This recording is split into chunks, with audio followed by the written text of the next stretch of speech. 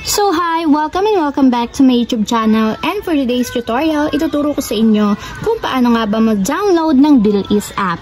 But first, kindly subscribe to my channel and don't forget to hit the subscribe button and the bell to notify you for my new updates. And if you want to learn more, just keep on watching and let's start. So ayan guys, for today's video, para makapag-download tayo ng Bilis app.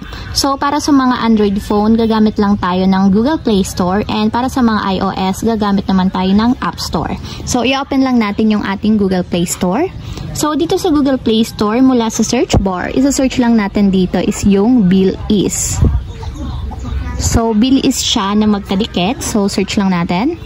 And ganito guys yung itsura ng application ng kanilang legit Bilis app.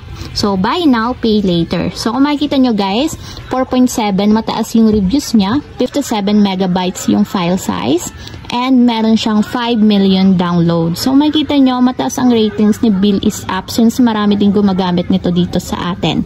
So tap lang natin guys yung install para ma-install and download na siya sa ating mobile device. And wait natin guys hanggang sa matapos ma-install. So ayan guys, after ma-install, itap natin yung open para directly mapunta tayo sa pinakang application. So tap lang natin yung open, then i-allow lang natin. So para makapag-start tayo, itap natin yung get started.